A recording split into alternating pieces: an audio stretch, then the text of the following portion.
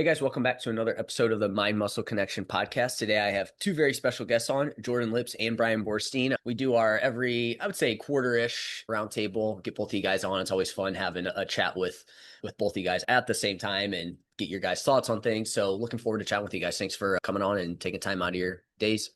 Yeah, man. Bryan, go ahead. You just had Eric Helms on, and you're like, "Oh, I got really special guests. Like, you Yeah, got yeah, yeah. these two Well, bozos." Can I we do a appreciate that. hierarchy of specialty here? Yeah. Hey, you guys are special though, and you guys have a ton of knowledge and love chatting with you, especially combined, right? So when we combine it, that's where it's Two even better idiots, too. one smart brain together. Look, you can Um, train with volume or intensity, right? So Jordan and I get the volume because we're on here all the time. Totally. Helms brings the intensity. There it is. Yep, I love that.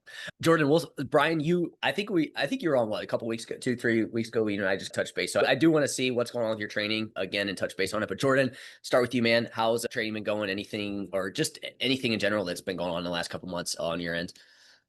Yeah, nothing. I'm trying to think if anything's changed the last time we spoke. Not much. I'm doing a marathon in November, so I have right now 3 days of running, 3 days of lifting, full body split, 3 days of running. I think the only difference is that we're heading into like really hot days, and I had a chat with my coach about heat adaptations and should I push myself to run outside, and what's the trade-off in terms of workout quality if you go out in the heat and it's really hot but your workout is less good versus getting heat adaptations by doing so, or stay inside where workout quality is better but you don't get the heat adaptation. I'm just facing that right now in North Carolina. We're like with 100-degree heat with 90% humidity. I took one step outside.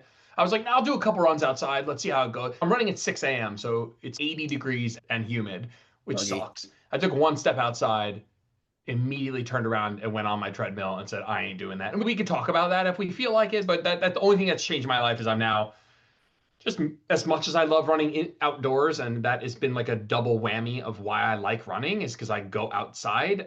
It's not worth it to me. And it sounds like a little like wussy way of just backing out of, oh, it's a little harder because it's hot. Like, you got to be hard, bro. Like, you don't have to do that actually. And I'm going to be just fine for a couple of months running inside. And I will embrace some of the upside of doing so, meaning like certain workouts that just pacing structure can be a little bit different on a treadmill because you just have less to worry about. I can watch a show or whatever it is. I can just embrace the upside of running on a treadmill for a couple months. And frankly, being outside is brutality. So I won't feel like I'm missing out very much. So other than that, same old. So what is the trade-off there with the heat adaptation versus training in the heat?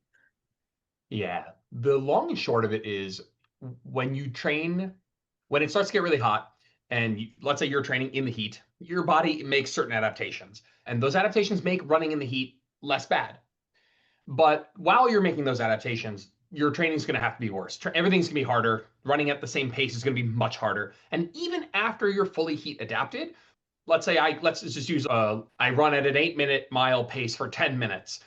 Even at peak heat adaptation, it's still going to feel harder in the heat. So overall workout quality, the overall actual work stimulus that I can get outside will always be lower. So the trade-off is worse workouts, but you gain some heat adaptations, and those heat adaptations are like increase in plasma volume essentially, which is like just an overall actually is what makes running outside less hard over time, is because we see an increase in plasma volume. But it's a trade-off insofar as you want to get those heat adaptations. You want to be heat acclimated. If you fall into one of two camps. One is if you have to perform at a task that is out in the heat. Let's say I had a race in September that's going to be hot. I will perform better on that day if I'm heat acclimated. So I would want to go through a period of getting those heat adaptations. The second is if you don't have a treadmill. Let's say you don't have access to running inside, then you should just deal with the heat, and progressively through dealing with it, you will adapt and it will get a little bit less bad, and you just suck it up because it's your only option. I'm just neither of those. My race is late November. It's going to be cold in Philadelphia, and I don't have to run outside. And the thing that I think people miss when they talk about heat adaptations is that they're transient. So I'd spend a few months with worse training getting heat acclimated, and I'd lose those heat adaptations once it gets cold. And I don't need them for a task that I need to do, either recreationally or for performance. So unless I was like, hey, I really want to keep running outside, so I'm going to deal with this short period of this sucks, and then over time it will suck a little less, and then I will ride into a more steady state. Hey, this sucks, but not so bad, but I get to be outside. One could do that. I'm just choosing not to. Once it's winter and cold again, I lose those adaptations, and so I'm not bothering with a transient adaptation I don't really need for a specific purpose. That's all. So it sounds again, really, when it comes to heat, the big thing being like you're not going to be able to push yourself as much as you typically could, so you're not going to get like that adaptation from it. But then also, I would imagine because of that, everything's harder, higher heart rate, things like that. Like from a recovery standpoint, you could potentially be digging yourself into a hole there if you really do try to maintain that same intensity that you could in normal kind of conditions. Yeah, you wouldn't try and maintain. I would adjust. Let's say I'd go into my workout and I'd give myself more grace with the pace. I'd give myself longer rest periods in between higher intensity intervals. I'd modify the workouts to survive. And it is that modification that is giving me in that variable less benefit. So it's almost, let's take a lifting example. It's like, hey, if you lift in the heat, you have to take 20% load off. But 6 months from now, it'll only be 5 or 10% load off. And you're like, okay, if I have to do powerlifting at the beach on Copacabana Beach, I got to lift it in the heat, then you better do that because you don't want to show up on day one and have to take 20% load off the bar. You want to get acclimated so you can work very close to your max. It's just that I don't have that circumstance where I'm like needing to be heat acclimated for my certain performance. So there will be a period of time, a short, let's say a couple weeks. If you do a dedicated heat period, you can get acclimated in a couple of weeks, so somewhere between 7 and 21 days. And then after that, you will have gained all of the adaptations you can get, all the plasma volume benefits, all the hemoglobin benefits, you will have gotten them. But even at that point, you still won't perform as well in the heat. And I'm not trying to pretend like it's a be all end all. Like you could train in the heat and yeah, you train a little bit less hard because it's hot out and you still get super fit. And I'm certainly not placing a lot of emphasis on this. There's not a big life or death scenario here. It's running outside sucks and you should absolutely do it and get heat acclimated if you have a reason to do it. It would behoove you very much. I just don't. Yeah. Brian, any thoughts or anything you want to add to that or? I was just gonna say that I also heard that if you are doing a race at elevation, but you live at sea level and you train in heat adapted manner, that it actually helps you when you go to your race at elevation for the increases in hemoglobin and stuff that Jordan mentioned. It's very similar, and that would be a wonderful application for it. If I was doing a race by you, Brian, and I didn't have access to mountains where I'm at, I would get heat acclimated for sure. The adaptations they overlap quite a bit. Absolutely. Yep. Jordan, I know you have your garage gym, so it's hot. So what does that look like for you? Is it air conditioned or are you just, again, taking the same concepts like, hey, it is what it is right now while it's hot out? Yeah, you're not in the sun, and I have a fan. And I was just saying to Jenna that I actually find that my workouts are better in the heat. I feel like I'm just ambient temperature wise, I'm more warmed up in a very general way of saying warmed up. I feel like I need less, my joints feel a little bit better. I need a little less warm up sets to get up to peak performance. All my joints feel a tiny bit better. And so I don't mind it at all. If I really need a fan, then I'll use one. But frankly, if I think of today's workout, like the only thing I like an intraset feeling of, oh my God, this is hot, is like in the middle of a set of split squats. I'm not like doing a set of lat pull downs in the middle of the set being like, darn, I could do another rep if it wasn't so hot. So in between sets, I might stand in front of the fan, but I really work hypertrophy wise, strength training wise, it doesn't impact me at all. And frankly, I like it because I'm not in the heat, because I'm not in the sun. I find it to be not annoying at all, really. Yeah. Yeah, because it's super hot right now here too, and I'm working out, dude. I'm freaking drenched. Like my shorts are just absolutely drenched at the end of the workout. I'm like you, I like it, but I definitely do feel like there is a little bit of like, all right, this definitely seems a little bit more intense than it typically is, and I can definitely tell that it's just a little bit more fatiguing overall, and it just is a little bit harder from that perspective. But I also don't have a fan, and I probably could do that, and that would probably take away any potential issue. But it sounds like it's not a huge deal because you're not in the sun and things like that. Yeah, feels fine. And so you mentioned too, this is a pretty quick adaptation. So either way, it's a fairly quick adaptation to it. And then if you stop training in the heat as well too, it goes back down to baseline or back as well. Yeah. It's a couple of weeks dedicated heat sessions. And heat training, ironically, not that we need to do this, heat training is like all the rage right now, but it's so funny because it's another one of those things, it's all the rage in elite sport. that is trickling down to like people, like it's finding its way to me to the point where I'm going to talk to my coach about it. And then by the time we have that chat, we're both kind of like, it doesn't really matter for you. It's not that it doesn't matter at all. It's just that it's becoming all the rage for people that are so unbelievably fit that their propensity to get more fit by doing training is lower, just like we all know from lifting. And so all of a sudden we found out that stretching was really good for muscle growth.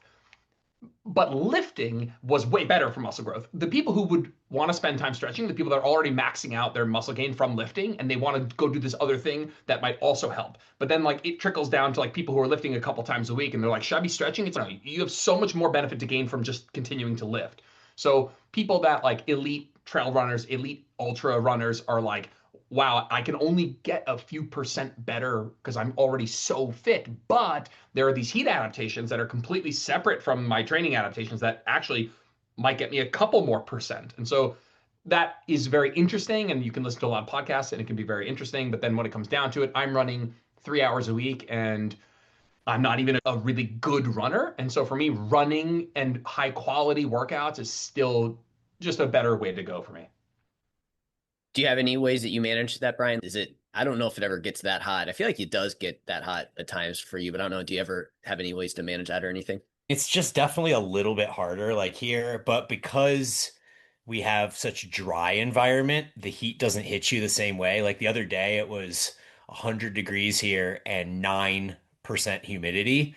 And so I went out for a ride and I didn't even start sweating for the first 20 minutes because it's just so dry. And then eventually I started sweating and it was pouring down. And I could definitely tell that the recovery between intervals was less effective than it is in a cooler environment.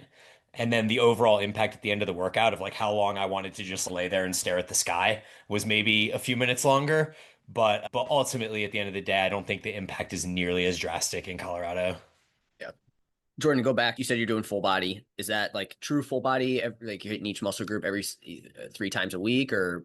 Yeah, to do it's so funny that the more nerdy you get with this. Okay, but even if I was doing every muscle, would there be a follow-up question of am I hitting each division in each position? And so I don't. It's a great question. It's a good question. I'll answer it. But I feel like it's a rabbit hole of I'm hitting pecs every day, but it's like which head of the pec, which division of the pec. It's I'm hitting back every day, but am I hitting lats, upper back, rear delt, trap, or whatever? So the answer is yes. I'm trying to hit every muscle group once each workout. Lower body, I'm less worried about it. Lower body, I'm hitting twice per week. So basically, I'm running what's called like an A-B split, where like I have two full body workouts, and I just run A-B-A, then B-A-B, then A-B-A. And so muscle groups that are on both workouts get hit 3 times a week. Muscle groups that are on one of the sessions get hit 1.5 times per week, just because one week it'll be hit twice, another week it'll be hit once. So it works out to like once every 5 days. And so muscles that I'm not so worried about growing will fall on that once every 5 days frequency, and muscles that I really want to grow will be in the 3 times per week frequency. And so it turns out that most of them I'll alternate between the quads, glutes, and hams. I'll do a little rotation of which of them is getting a little bit more love, which of them falls on both days. Just experimenting what my recovery is like with that, where it's hey, if I have hamstrings on both workouts, does that hinder hamstring performance? Very fast twitch muscle usually tends to get quite sore. Can I recover from that each time? Turns out I haven't run into any recovery issues, mostly because it's just super low volume and it's not going to fuck me up even if I do one set of hamstrings 3 times a week. So I am hitting each muscle group almost every time. I'd say between glutes and hams, glutes, hams, and quads, one of those is probably being hit on a 1.5 times per week frequency. Brian, what about you? Any change there? I saw that you put deadlifts, conventional deadlifts, and was that I don't think you had done that last time we chatted. Yeah, so I think when we chatted, I might have been musing on this idea that my upper body was doing great with the 3 times a week full body frequency, but that my legs were not doing so great with the kind of every other day leg work situation. I don't know if I mentioned that on your pod or not. I was talking about it on my pod the other day. And so I've been ruminating on that and assessing it over the last few weeks. And I've finally made a decision that I think that's accurate. I think that my upper body, because I guess a number of reasons we can discuss if you want, it's recovering great and doing fine with Monday, Wednesday, Friday type frequency. But body, I was looking back and discovered that my best results on lower body when I was progressing my movements consistently week to week and felt like my legs were looking the part, I was really training them every 5 days. And I was doing between 4 and 6 sets for quads and 4 and 6 sets for hams. And I was doing that every 5 days. So what I've been doing since and restructuring my program is I have these three upper body workouts and I just pretty much go every other day with them. Sometimes I'll take 2 days off in between if it's like for whatever reason, life, cardio, things like that. But I'm trying to hit, say, three upper body workouts over 8 days usually. And then every 5 days, I just sprinkle in a lower body workout. So I also have three lower body workouts, but instead of those lower body workouts being a piece of the full body plus upper body plus lower body, they're separate entity. And every 5 days, no matter what, I just sprinkle in a lower body workout and then wait 5 more days and sprinkle in the next lower body workout. And so with that, I also brought conventional deadlifts back in because I have these three lower body workouts. I like to keep them interesting. I haven't done deadlifts in 2 years. I even mentioned we were on this pod at some point in January talking, and I had injured my back in December. And I think I mentioned, I was like, I'm not RDLing anymore. I'm probably never going to do another hip hinge again. Like, I'm just going to stick with leg curls because I was in the heat of this back injury and it was so front of mind. And now I got to a point where 4 weeks ago I introduced RDLs and they felt fine. I did them for a few weeks. And then last week I did deadlifts and those felt great too. And they were fun. It's just cool to go back to a movement that I actually used to be pretty good at when I used to do CrossFit and stuff like that. Yeah, it's been fun. The new kind of frequency sprinkling in the legs workouts thing is a different approach to anything I've really ever taken before. And it's been fun. Experiment. You kind of mentioned you might hit on this, the reasons upper body you feel like you can just hit a little bit more. I'm assuming it's just, again, like you're doing a lot of cardio, cycling, probably going to hit legs there a little bit. Legs just generally bigger muscle group. I'm sure there's a little bit more, yeah, just bigger stimulus with that. But I didn't know if there was anything else that you thought with that. Yeah, the upper body muscles just recover faster for pretty much everybody, but there really aren't any upper body muscles that you train a ton with lengthened movements aside from chest. And my volume is so low in that I'm doing one set of five different exercises on each of the upper body days. So I'm literally doing five total working sets. It stimulates. I get the all the sensations of a quality stimulus where I get like a little bit of a pump. I get the fatigue in the muscle after the workout, and I'm progressing Monday, Wednesday, Friday, session to session, week to week. I'm able to progress at a slow, gradual pace, but it's progression. And so I just think because the volume's low and because upper body movements just aren't so soul crushing that I'm able to recover in that 48-hour period between sessions. Find that to be the same, Jordan, too. Yeah, and I've just been thinking about deadlifts in a bit. If you just think biomechanically what's happening in deadlift, like everyone just feel like we've just the kids would say vaulted, like nobody's allowed to deadlift at all. But I just find that unless you're like really strong, it actually biomechanically could be a really great glute exercise. It's just people are like, oh, bend your knees more during an RDL for more glutes, but then you like bend your knees a lot and it's a deadlift, and people are like, oh no, that's not good now.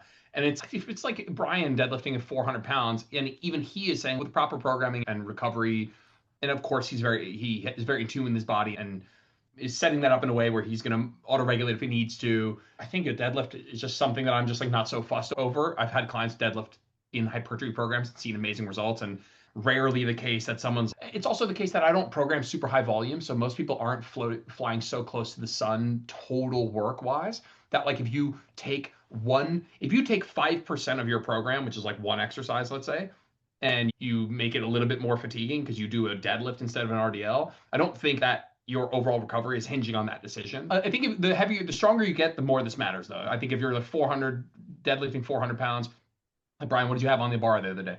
I did a 445 single, the RPE 7 or 8. And it's a single, by the way, so already not super duper fatiguing, especially if it's a couple, unless it's like RPE 10. So I'm not surprised you survived it, and I'd feel, of course, it's your program, but I feel confident that you're gonna be able to recover from your RPE 7 single. That's not putting you in the ground. I think that's awesome. Did you specifically is that where you're going to keep in our singles, or are you going to auto regulate that?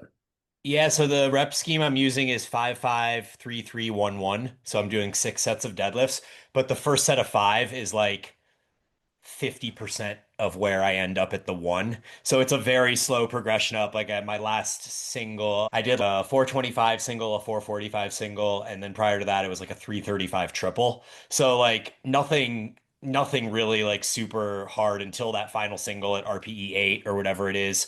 That's the plan I'm going to keep going forward. And I also have this idea in my brain that maybe every other time that deadlifts come up, I might throw in RDLs, or maybe every third time that deadlifts come up, I might throw in an RDLs. I'm not pot committed to deadlifting every single time it comes around. Jordan said I'm planning to auto regulate there and determine it session to session. How did you feel like performing it since it's been 2 years? Just because you and I had this conversation, I just got a barbell, and so I'm using, what I think we have 3 lifts in there that are barbell focused, and dude, it just felt like everything felt so heavy, and Yeah. it just felt awkward. Like I felt like I had never used one before, but second time around, already starting to feel a lot better. But I'm just curious how that felt on your end. Yeah, second session felt a lot better than the first one. The first session when I went in, I was like, why does this not feel good? There's something wrong here. And I realized that I wasn't taking the slack out of the bar before going off the ground. And I was like, that's such a basic, like infantile piece of being a good deadlifter is making sure the slack is taken out of the bar, using that slack to get tight and pull yourself into position. And it had been so long that I literally forgot to do that. And then once I remembered to do all of that process going into the rep, it felt significantly better. Jordan, are you doing any barbell type stuff? It's funny. I got frustrated that so I originally had this split where I was trying to hit clavicular pec and more like sternocostal in both sessions and lats and upper back in both sessions. So I had to have 4 chest exercises and 4 back exercises. And I was just getting annoyed, just like a first world problem of actually, Jeff, you and I were talking about the cable pressing and just like trying to find a pressing movement that like wasn't either cumbersome or a little bit annoying to do. And again, completely first world problems. I have cables, I have barbells, I have dumbbells, super first world. Like you can get super jacked with all that stuff. I'm mega lazy. And I had also been running a very similar exercise selection for a very long time. So I was trying to play around with what I wanted to do next. And I set up an incline barbell press. And I was dangerously weak at it. And it felt fine. It felt okay. It felt less good than with dumbbells. So I switched back to dumbbells. But I ran that for 1 week and I was like, I probably pushed that same weight in high school. Probably not all the way down to the chest, but I could feel like a fish out of water. And I was like, oh, the only reason I would have stuck with it would to just see how cool neurological adaptations are. But I quickly was like, I don't want to set up the barbell and the plates. And it's also interesting because I'm only doing one set of stuff. So the setup, it's like there's such a like aversion to setting something up that I'm just going to use one time. So again, I know that what I'm doing is mostly experimental and not necessarily logistically practical or optimal. But again, one of the costs is that if I have to set this thing up, and it's one of 8 things I'm going to set up today, the setup with the J hooks and the barbell and the plates and the warming up and the taking it down so I can use my cable machine. I was like, I'd rather just grab dumbbells and sit down. So that fell by the wayside. But I do think that we're watching more people come back to some barbell lifts, which is cool. Yeah. Jordan, real quick, Jeff, Yeah, if you don't yeah. mind. No, go ahead. Jordan, when you do your workouts, do you go like exercise A, then exercise B, then exercise C, or do you circuit like 4 or 5 of them that make sense together? Yeah, so first I'll write out all the exercises that I want to do. Then I'll just like arbitrarily break them in half. And then I'll try and optimize for flow. And I'll typically pair 2 things together. So I'll pair 2 things that don't interfere so I can set them both up, warm up for both, execute both, break them down, move on to another 2. If I can string together more than that, I absolutely will, but it tends to be hard to string together 3 things. And then even if I can string together 3 things, I might run into I don't really want to work that muscle that earlier in the session. Like if I could set up split squats, and I'm like, yeah, but I want to put those last because I'm going to be smashed after whatever I do after those. So I definitely optimize for flow where I can do at least 2 things before having to move the bench and reset this and move the cable and set the leg extension. And so yeah, absolutely optimize for flow. You have to. If you're doing 4 exercises, you don't really need to optimize for flow. If you're doing 8 exercises, the flow is the hurdle, and it's a reason I don't program like that because most people don't have as much control over their environment, and so it's just not super practical. Probably still in that 5 to 6 exercises, but yeah, I definitely like you said. In a perfect world, I'd circuit it. Frankly, I would maybe. So I might not circuit 8 things. I just think that any even remote like neurological adaptation, and what's the point? There is no circuit because I wouldn't be going. I'd be circuiting the warm ups and then just doing all the working sets. And I just think the warm up would be a slightly less effective if it was from 10 minutes ago. because Yeah. I did A, B, C, D, E, F, G, H, and then back. But pairing 2 or 3 together, I think I feel that benefit a ton. It also helps me generally warm up. It's like a lat pull down and then an incline press and then a leg extension. And then I do that round again for another warm up set. And just generally, I'll feel more warm. So it does kill if I just went over and I was like cold coming out of my kitchen, cold, dumbbell press, dumbbell press, dumbbell press, lat pull down, lat pull down, lat pull down. It might take a little longer to generally warm up. So I also enjoy doing it that way for that reason. Did you have I anything good? Yeah, I do. I circuit as much as I can. So like if there's an arm movement in there, I won't do the arm movement as part of the circuit just because I want to prioritize the compounds or whatever.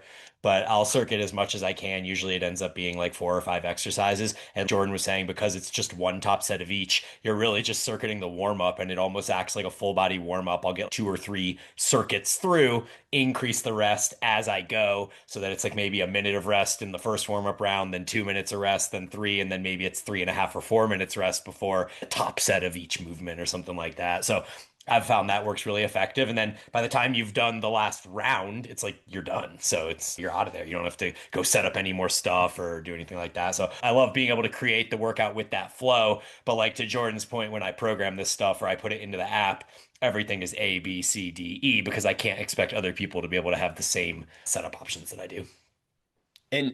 And we have the benefit of being at home to where that makes it a little bit better. I always forget that even in a busy gym, it's like that's even harder to do Yeah. I would for never people. program it in a commercial gym and I probably wouldn't even do it myself. Yeah. I know you, Brian, you told me too, like that was one kind of tip you gave me as a try and you can, anytime you do full body, you like to try and circuit as much as you can. And again, I'm assuming that being the fact because you're training different muscle groups, it makes it potentially a little bit easier to set that up. Is that kind of in from a time component, obviously, too? But Yeah, you do have to choose certain exercises that allow you to use your equipment to its full capacity. So, like my circuit the other day was T-bar row, lying cable Y raise, which I had the bench. All I had to do was then lift the bench back up so that I could do my one arm lat pull down. And then I had a dumbbell press that was also on the same bench that I would just adjust to an incline. So it was just like adjustments of the bench, didn't have to move anything, could circuit all 4 of those movements through, and that works out really well. So I try to design my sessions in a manner that allow me to be able to get the most use of the space that I have. so when you're doing extra, like thinking about exercise order and planning this out, because Jordan, you brought this up about the split squat, for example, you said, I think this is what you said. At times, you would want that to be later in the session because it will get you thrashed. Was I think the word you used there. So when we're talking exercise order, again, I'm sure there's a rationale behind it all, but like what are you basing that off of? Is there like a hierarchy that you guys are going off of in terms of, okay, I'm looking at the full program. We don't hit this first ever. So maybe we want to do that. Or is it just like, what is that? Do you guys have like a hierarchy that you work through there on that? Whichever back, so I have 2 back movements in each session because I have a lat and then a back movement is the way I think about it.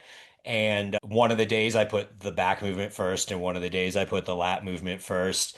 And then I don't really think so much about the order of the other compound movements because they're all going to get equal rests between them anyway before the top set. No, I guess that's not true because I would put the lying cable Y raise at the end of my top sets because I wouldn't want to do a lying cable Y raise and then go and try and do my upper back focused row and think that the row might perform as well as it would if I hadn't done the lying cable Y raise first. So yeah, I guess in that sense I do. But as you're going through and warming them up, the order doesn't matter so much. I think that order just becomes more relevant when you go into your top set. And then yeah, I think you go into it with an idea of why or how you would want to structure that isolation type movements at the end, the more prioritized compound movements in the beginning. Yeah. I think there's like a bunch of things we could say that we'd all nod along with, where it's, hey, let's put the stuff we care more about earlier in the session. And say, hey, maybe we work short position to lengthen position, and we nod along with that. But then you get down to the nitty gritty of programming, and there's certain things that come up. Like we just had a whole chat about like setting up logistically and making like the workout lazier by making sure we have exercises that are paired together that we can set up at the same time. I find that yes, I want to put stuff that I care about more. If you just say I'm going to do these exercises on a day, and you just snapped your fingers, and they would be listed in rank order of the muscle groups you care about, muscle groups slash maybe performance I care about. So it's some people just worried about muscle growth, it's muscle growth. But if you really care about your RDL performance, okay, that's slightly different than glute growth. But let's park that for a second. Order them in the muscle group you care about most. If you snap your fingers, I don't think it's that simple. because then I would look at that list and I'd be like, am I actually like, how tired for each thing am I going to be? And is there a way for me to arrange this in a way that I'm actually net less tired?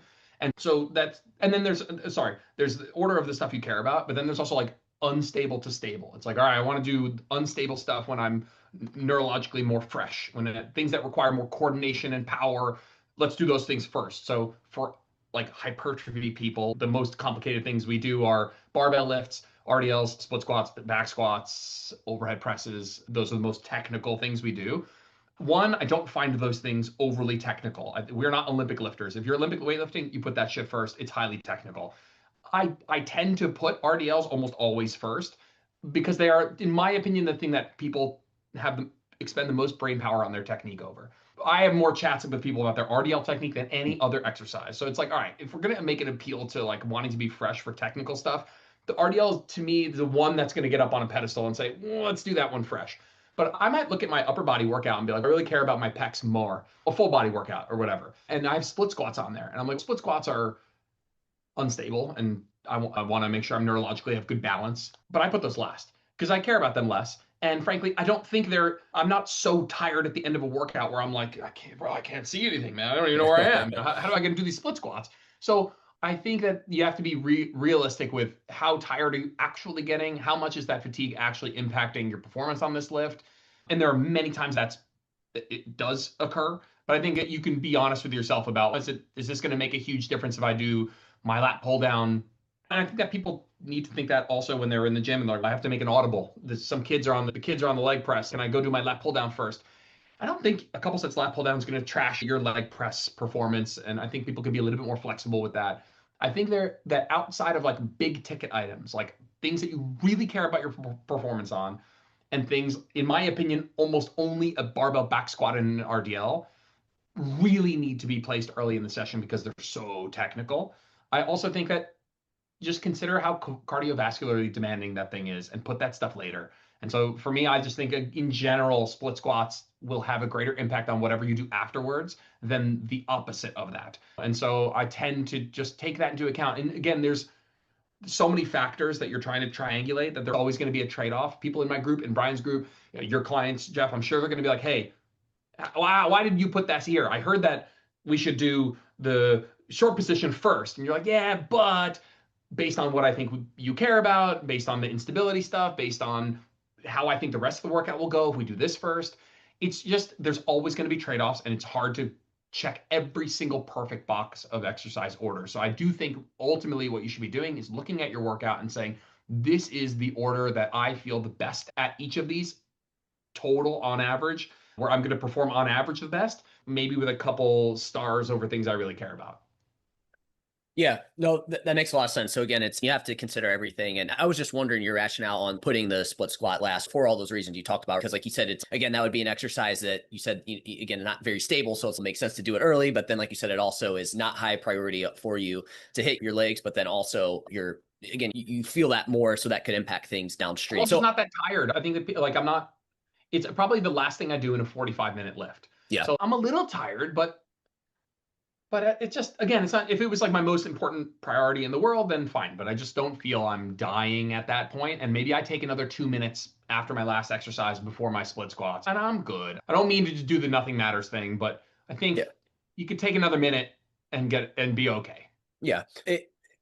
And so I'm assuming if, for example, someone did really care about their split squats or really wanted to build their legs, that would obviously potentially change that for you in terms of where you would do that. But for you specifically, it's like that makes the most sense there. Maybe. Again, what about like on a leg day? Like what if you're just like, what if it's like ham curl, split squat, leg extension, abduction machine, and you do split squats first because you're like, well, it's unstable. It's a big heavy hitter exercise I care about, but those wipe you out cardiovascularly. That the rest of that stuff suffers a little bit. And maybe there's a vice versa where the net performance is higher because you're less tired going into the rest of your shit. But ultimately, Brian made a post yesterday of just this decision in 2 parallel universes over 15 years, you're the same person. So I'd try and find an exercise order that keeps you, when you look down on it, you have the least anxiety going into the gym. That's really what you're solving for, because the most important thing is fucking doing it and doing it consistently and having good performance and a progressive mindset. And so when I'm doing my group, I'm writing the workout. in a way that I hope most people will look at it and have the least anxiety around doing it. That culminates a lot of the things we talked about, but I care mostly about people doing it, feeling as least anxious about getting it done, work hard, progressive mindset, all that stuff. Any thoughts or anything on that, Brian? Yeah, the split squat is a great example because contextually dependent, you could put it in either place. But I'll also add that similarly to Jordan, when I have my leg day, I alternate between my quad movement and my hamstring movement, and I'll do the warm-up sets and then to the top set back and forth that way. And then after I've completed the top set of both of those movements, then I'll move over to the split squat and warm that up and do my split squats. Part of that personally is because then I get to use less weight on the split squat. Hmm. And I feel like if there was a better way of doing it, like you've seen me do the safety bar one where I'm like holding onto the rack like a what is that dude's name who does the ones where you hold onto the rack? Anyway, I was doing the split squats holding onto the rack with the safety bar and I can go really heavy on those, but it's just so unstable and wobbly that it's not super effective. So if I had something like a Smith machine, I could see putting the split squat first, and I would probably consider that. But when I'm working with dumbbells and that's the implement that I have, I think putting it at the end makes more sense. Yeah, just because I think, Brian, I think you have on Friday for my full body day, you have the like reverse lunges. I think before some of the upper body stuff, I change it. I just do the lower body later Yeah, in that's the fine. day. But I just for the rationale, it's like legs are just like I'm just not overly. I feel like they're super responsive to training, and the setup we have now, I feel like it's pretty good volume for me in terms of. So I'm like, you know what, I'm just putting that last Yeah, on dude. that day. I think that's right. And I think that if you're going to circuit stuff anyways, like you could just circuit through some of the warm-ups, pair some of the things that you're able to set up together, and you still can end up doing the top set of the lunge last, even if you're messing around warming up and preparing for that movement as you go. Because the other thing I like about those single leg movements is I'll go through and do some just body weight sets of them because it's a nice, great way to just warm up systemically. Yep. What is the rationale behind more shortened bias exercise before lengthened bias exercise? You want to take it, Jordan? You'll just, in theory, be able to, you fatigue more quickly. Your ability to fully contract and produce force in the short position will diminish sooner. And so you'll be able to, let's just use like poundage or tonnage as a proxy for stimulus. If you do glute bridge and then split squat, let's say for a short position glute and then a lengthened position glute, the total tonnage you'd be able to do would be better in that order than in the reverse. And so that as a proxy for stimulus, I think does make sense. I think up against the last 10 minutes of our chat, though, it never once comes into my brain. I have glute bridge and RDL on a leg day often, and I don't think I've ever put I put glute bridge first before, but I find the like technical aspect and the care on average that people have over their technique and performance on the RDL to be higher, that I tend to bump it up. Even if you're like, I'd be able to do 10 more pounds on my glute bridge if I did it first, and my RDL would take a little less hit. I find that to be the order. Again, it's a very myopic, single reductionist example of, let's say, glute bridge into RDL or something. But I tend to put RDL first for all the reasons that we just said versus this short to lengthened position. If, again, in a microcosm, I might program a superset in that way, where I'm not necessarily sacrificing a big exercise order or making big concessions. But if I'm doing a superset for the same muscle group, which Brian has done a lot more than I have, by the way, even in that context, I still wouldn't super fuss if I was doing like a dumbbell press into a short position fly. I think that there's an application for that too. I might start with the premise of if I can do short to long, maybe I'll get more total work done. Yeah, I think that maybe the way that always made sense to me, and Jordan like basically said this, but just a different way, is that once you tire out the short position, you can still produce essentially almost the same amount of force through the lengthened position. So if you went like leg extension and then went to leg press a few minutes later, you'd still be able to have all of that power out of the bottom of the leg press and you wouldn't be compromised as much. Gotcha. Yeah, I was curious. I didn't know if there was any sort of physiological thing or anything like that, or the rationale behind it. Cool. Yeah. So, like we talked off air, I do want to briefly touch on training frequency when it comes to hypertrophy, and we've talked about full body. Jordan, I know you're doing one set approach. So, where are you guys at in terms of training frequency right now when it comes to hypertrophy? I feel like there is this like general consensus of okay, 2 times a week per muscle group, probably that sweet spot. But I've also seen now some rationale for potentially going higher than that too. And so I just want to kind of get your guys' thoughts where you're at. And again, based on research and just obviously working with people and your own experiments too.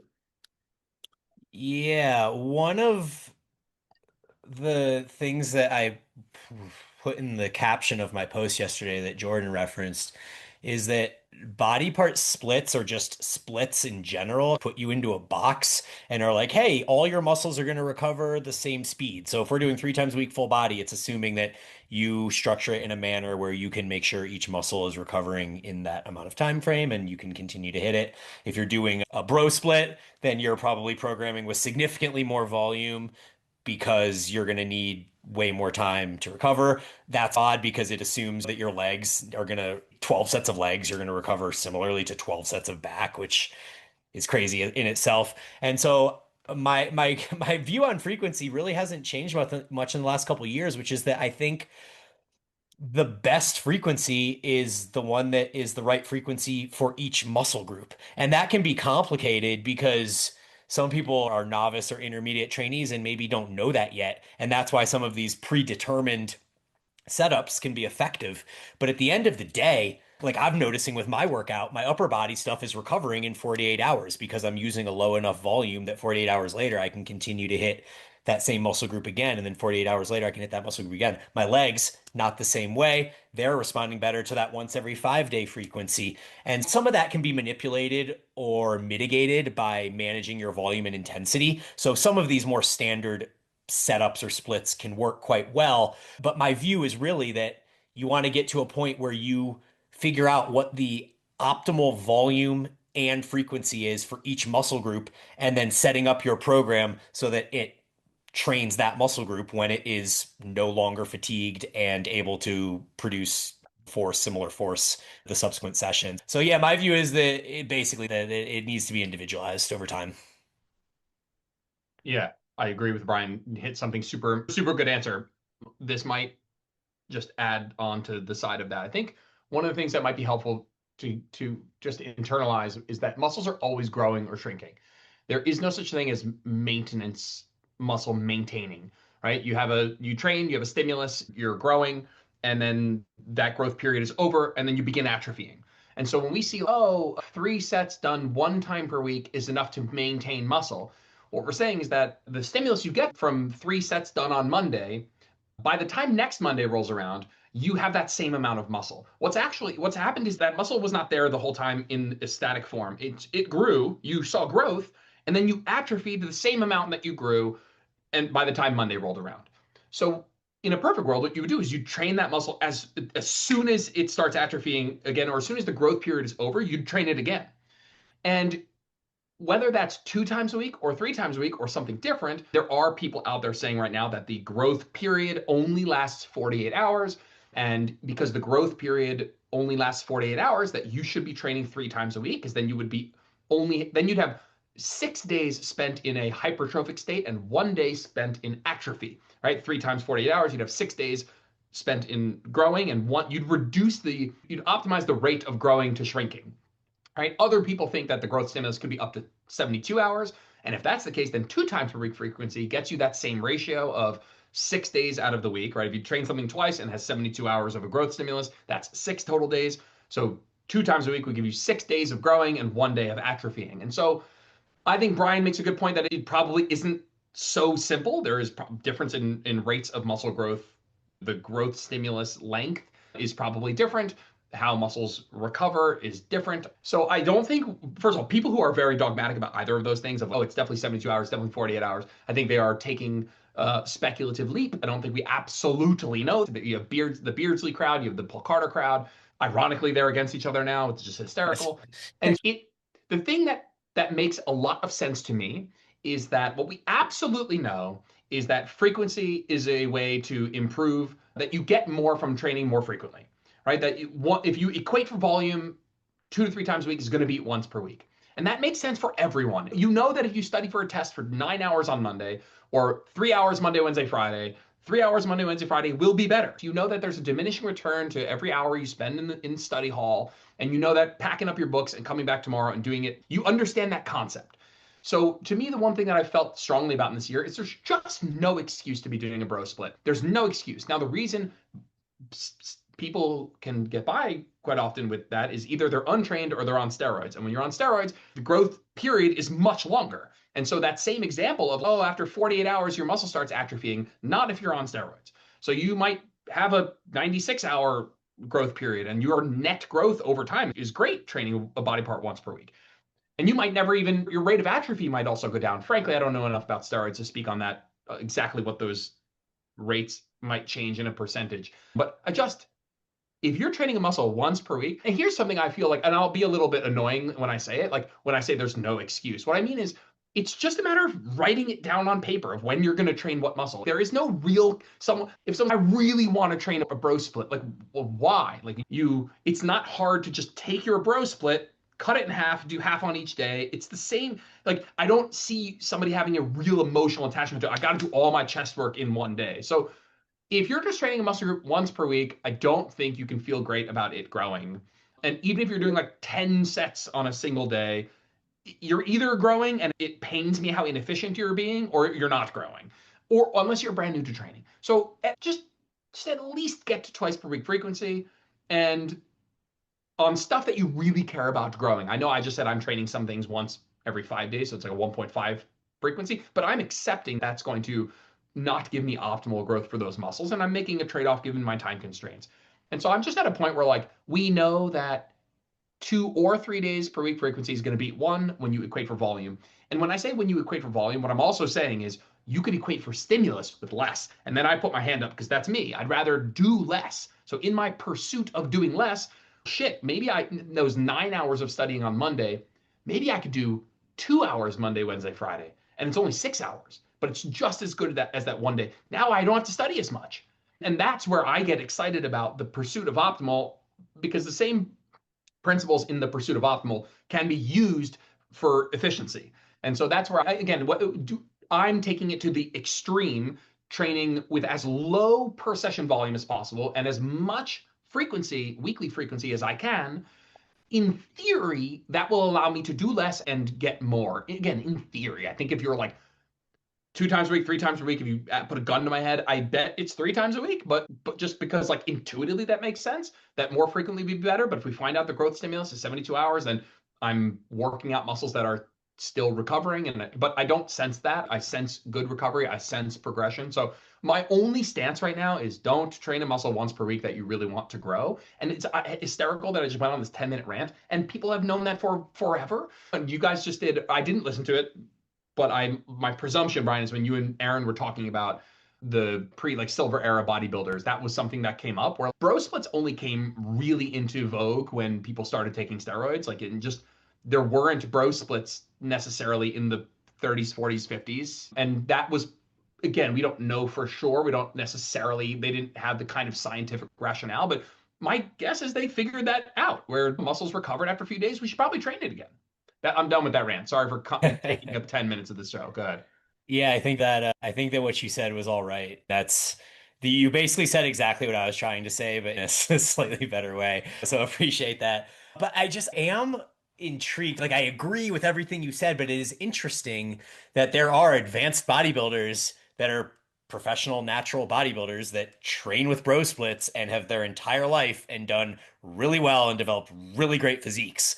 So I don't know that I necessarily agree that there is no excuse for it, or that you're definitely going to just be maintaining muscle forever because of the way the growth curve and the atrophy curve work. Like, there is a way in which that works, and it's been demonstrated many years by some of the top natural pros. So I think it's important to realize that. And then also, when you said psychologically, why you maybe would want to do all your work in one day, I can think about legs specifically. And every time I've ever gone to a bro split, it's because I'm like, man, like, it is so much nicer to only have to go in there and have one day a week that's leg day.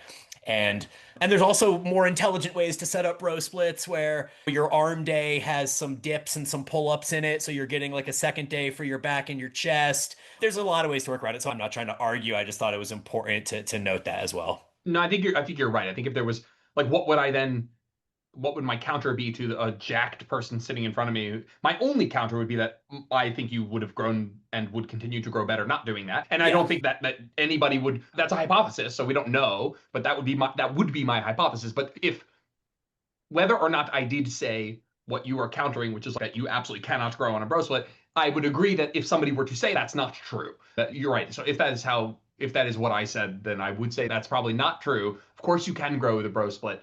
I just would, yeah, I would question the rationale given what we know of that decision. But do I think I grew muscle? It's good. Do I think I grew muscle during times where I was training legs once a week? I do think I grew muscle. I don't know how that would go longer into my training career, but I Yeah. think that's fair to say that. And then honestly, this where I run into my own questions about this, where it's like, is the growth stimulus the same? Like people are like, oh, the growth stimulus is only 48 hours. Yeah, but does how much I do on that day not change the length of what's called MYOPS, myofibrillar protein synthesis? And I don't see anybody addressing that. And I've been too lazy to like absolutely dive into the literature to see how many sets these people are doing, and does that equate to a longer growth period? What I suspect people would say is that the answer is no, that these people are surpassing what they're already maxing and going above and just getting more muscle damage. Isn't that the idea that by doing 3 sets once a week that you're creating a slightly longer growth curve, or that the atrophy doesn't occur as rapidly because you did more sets versus taking those 3 sets and doing them more frequently? Is the Yeah, length of that curve or the peak of that curve different? Now, I'm playing devil's advocate. I think somebody might say we did one set once per week. It's the same 48-hour growth stimulus with a smaller peak. that's I fair don't know that too. to be true, by the way. I Yeah, have no yeah. idea. But you could extrapolate that out and say then if someone's doing 20 sets on a Monday and they're not hitting that muscle again until Monday, like it would, if someone is sore for 4 or 5 days, which I think is somewhat typical of bro splits at times, depending on the muscle group and movements used and whatever, like it's unlikely that you're still getting only the same length or height of that peak. Yeah, I think there's somebody who would say that is true, that they're just getting more muscle damage. That they're like, hey, you peaked at 10 sets per muscle group for that workout. And post that, we're just getting more muscle damage. Again, I haven't Well, and bothered. it's 8 to 10, whatever the top number is that you can do, where that's the most, that's going to create the highest peak or Yeah, the longest peak or whatever. yeah. Then yeah, I mean, I think whatever that is, because it could be 20 sets at 4 RIR, it could be 8 to 10 sets to failure, whatever that is. Go to that peak and then do that once a week and compare that to doing one set 3 times a week. I don't know. I feel like that has to. I don't know the answer to this, but I would think doing 8 to 10 sets, to your point with the studying, 8 to 10 sets versus 3 sets, but scattering those 3 sets out across the week, you'd think those 8 to 10 sets are producing something more than that. I don't know if that's true, but Yeah, there's some bold claims being made of yeah. these math problems of one set 3 times per week is like 15 sets done once per week or something. Right, There's very right. bold claims. I think the people are triangulating multiple different research papers, and they're like looking at the old Schoenfeld 2016 paper. Then they're looking at like I think it's a Ruffalo paper, which was like 2 times once a week, 2 times one set twice a week caused growth. And they're comparing that to the Robinson regression, where 4 weekly sets or 3 weekly sets was maintenance and 4 fractional sets was growth. So Right. less than 4 fractional sets didn't grow muscle when trained once per week. So three, and two times one did. So there's like this, oh, it's a 1.5 times. People are doing some crazy math. I see some Yeah. crazy stuff. I think just principally it makes sense either for maximization purposes or efficiency purposes to spread that out. If the counter is, I really like doing it this way, and I'm okay with slightly less optimal results, and I'm still getting net positive results, and that's really what I care about, I'd nod along and 2 thumbs up that, no problem. Yeah. And then obviously from a strength standpoint, it's like the more frequently you can do something, it's typically going to be better. And that's Yeah, like it's a skill based. Yeah, skill yeah, based. exactly. Yeah. Would that carry over a little bit too? But I guess that's more exercise dependent than, I guess, muscle group dependent, if that makes sense what I'm saying there. But I just wonder if there is any carryover to that in any form or fashion. Yeah, I mean, it's just they're separate in the sense that if you want to get skilled at something, you do as many sets of that thing as you can. So if you want to get really good at a bench press, you do But 5 or 10 sets of bench press, so you get really good at bench press. But that is in direct contrast to your ability to target all of the muscle fibers in your pecs in the different regions. There's still somewhat of a skill aspect to, obviously very low to hypertrophy, but there is some skill aspect. But you're doing different exercises and stuff like that too. And that's You're where also trying to solve, though, for the ability to move the bar from point A to point B instead of using the specific muscle to move the bar. Right. So I'm glad I brought this up, the whole frequency thing, because really what it sounds like, it's like people are making it seem like there is this, hey, this is the right amount, but it's okay, we have a general idea, like we said, probably twice a week, good starting point. And then from there, it's really just what works for you. What do you like? How do specific muscle groups respond to that? And again, I'm assuming, again, some people are probably going to respond a little bit better to a little bit higher, maybe a little bit lower. And so really, I think the big thing is there is really no right or wrong answer here. We just have guidelines that we can follow. And from there, that's really the art of coaching and programming where that comes into play with it. Yeah. Do you think, go ahead. Like my post said yesterday, the autonomy that you actually have in your training to help get you to your goal over the course of your training career, it's freeing. Like it should be freeing. You don't need to be boxed in and put in a prison with all of the evidence-based crap that's out there. It seems like we always come back to this point of you have options. And again, anyone that's like super black or white with how to do it, it's okay. You just probably want to be a little bit skeptical of that potentially. Yeah. Yeah. I'm going to end with I was thinking about that studying analogy. I think a better analogy is, let's say you're studying for 3 different subjects, right? We want to train different muscle groups. And instead of studying for math on Monday for 3 hours, and then science on Wednesday, and then sociology on Friday or whatever, do 1 hour of each time. Because if you just study math for 3 hours on Monday, you might get really, by Wednesday, you might crush your test. But by next Monday, you might have just forgotten everything you learned. And so I think everybody would agree, yeah, that studying once a week, like I'd have to have a really large preference for doing so that would go against logic, but I'd be okay if somebody was getting good scores on their test, right? So Brian's, hey, people are building muscle. So I'd be like, oh, all right, couldn't get there because I'm quite agnostic. I'd rather just do the thing that helps me, at least in theory, get more out of less. But if someone's out there getting A's in math, studying 3 hours on Monday, and that's all they do, then I would believe that exists. Nailed it. Improve the analogy. Awesome. Good stuff, guys. As always, love kind of diving into these rabbit holes here. So appreciate your guys' time as always. We'll obviously get this back together again here in a couple months. Real quick, Jordan, we'll start with you. Where can people find you? Anything else you want to leave the audience with or anything like that? Nope. Normal stuff. Instagram's a good spot. Shoot me a DM if you want to chat about whatever. Brian? Yeah, all of that. Find you on Jordan's page? You probably could find me on Jordan's page if you went deep. Just find me on Instagram. All right, just search Bryan Borstein. Everyone, I feel like at this point everybody knows both of you guys here. But hey, there could be a new listener there. So you guys aren't very good at promoting yourselves on here. But all right, one more. If anyone's still listening, my new podcast, Life Reflected, the one that's not as much about fitness, we just had Jordan on. And it was awesome. We talked for 2 hours and got into some things outside of fitness, a little bit of his background in life growing up and stuff like that. And I think it was interesting. Awesome. Love it. Cool, guys. Again, appreciate your time, and we'll chat with you next time.